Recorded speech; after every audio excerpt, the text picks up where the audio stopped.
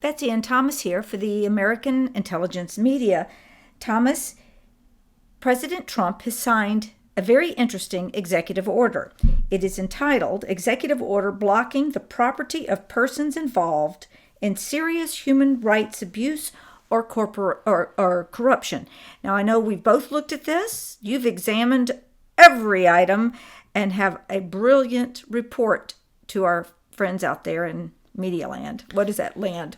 Internet land. Well, I'm only brilliant when I'm on fire and the light is, lighting Well, up the room. it doesn't take much to get you on fire, so let me just light it up and go for it. Well, this is going to be short. So we just want to say that Trump is a genius, and thank you, Trump, for the tax cut. You will be considered a greater president than Ronald Reagan. And your new executive order is beautiful. It's not even what it says. It's what it doesn't say. There's an annex, folks. An executive order is sometimes given just to the Treasury Department, to the Intelligence Department of the Treasury. And they go in and they freeze assets, they take assets, they can be in offshore accounts, they can be in foreign countries. It doesn't matter. The United States went into Switzerland and said, no more numbered accounts. We're taking it all if you don't tell us whose names are on these numbered accounts. And then they charged them billions of dollars. So they closed down offshore accounts in Switzerland. This is an attempt to simply support the prince in Saudi Arabia to begin with. The Saudi Arabian assets in America, as I predicted before, will have to be seized, and Trump will have to be part of that because they are so huge, because they are things that shouldn't have even been bought. And they won't be able to cash out on those until America takes action. It's very common for the president to write an executive order to seize an enemy's money in an account that we can access. So this did way more than that. This empowered Saudi Arabia to basically come in and take these assets and liquidate them in America. We will never see the names on the annex, I don't think. Oh, if we could. Man, when Trump said the storm is coming or something is coming, it's still coming.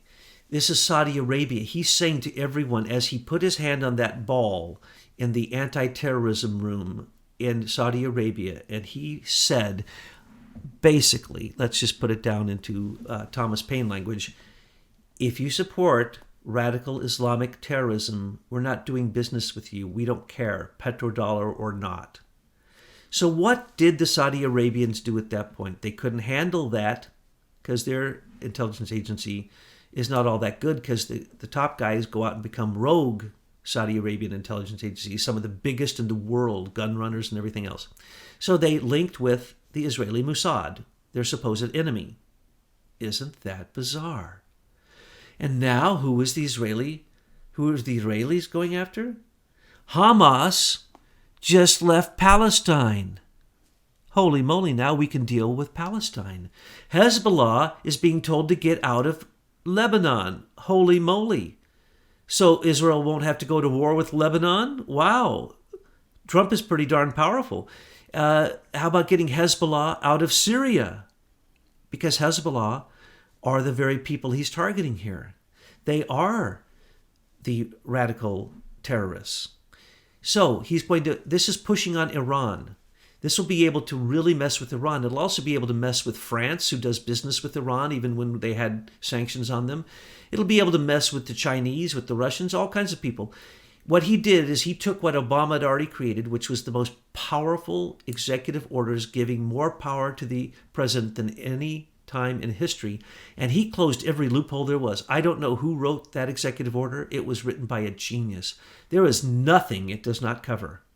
He can go in and get the bad guys. Can he get the bad guys that are here domestically? Yes. Let's take, for example, an Eric Schmidt.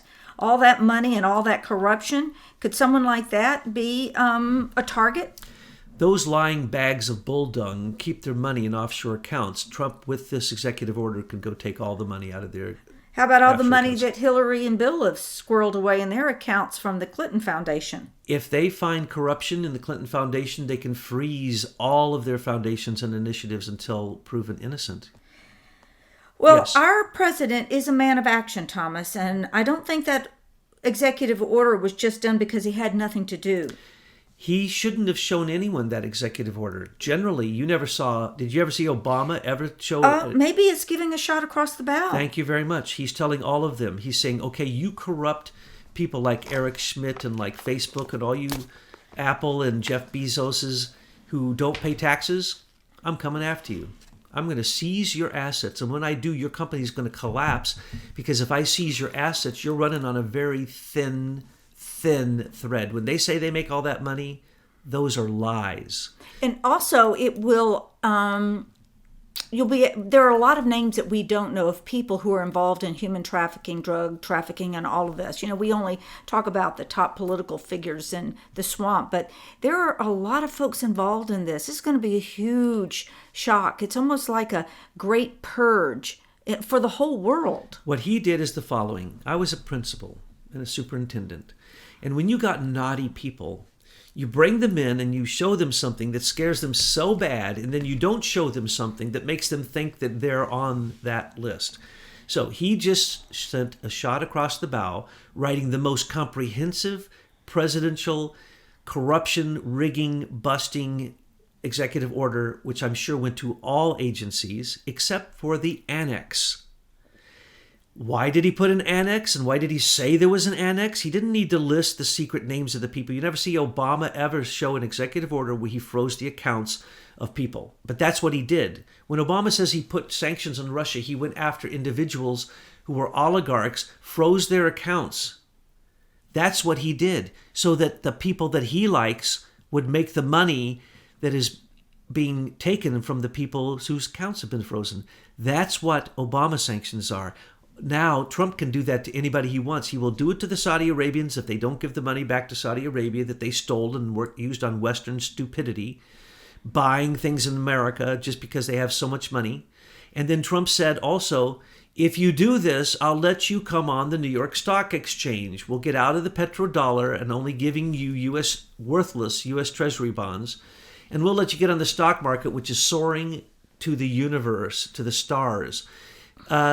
All oil countries will want to get on to that deal. So everyone who is dealing with all of these issues, these bad people that he has named, every type of bad he has named, he has warned them, and he says, is your name on the annex? I'm coming after you. And I have put a link below so that any of our listeners can open that up and see for themselves. It's only a 2-page document. Thank you, Thomas. Any closing remarks? Trump is a genius, and what we're about to see, as long as he does things like he just did, because now he can go into the Federal Reserve. He can actually take over the Federal Reserve for their corruption. He can take over the stock market because of the plunge protection team and the influence of the New York, the Fed, the New York Fed. And he's just following the law. He can close down Goldman Sachs. He can close the 5 brokers. He can close the 5 CIA banks with this executive order, because these people are corrupt. They know they're corrupt, and corruption was the way of the previous presidents in the White House. And so now what he's saying is, there's a new sheriff in town. And by the way, I have kicked ass and I've taken names, and your name may be on my annex.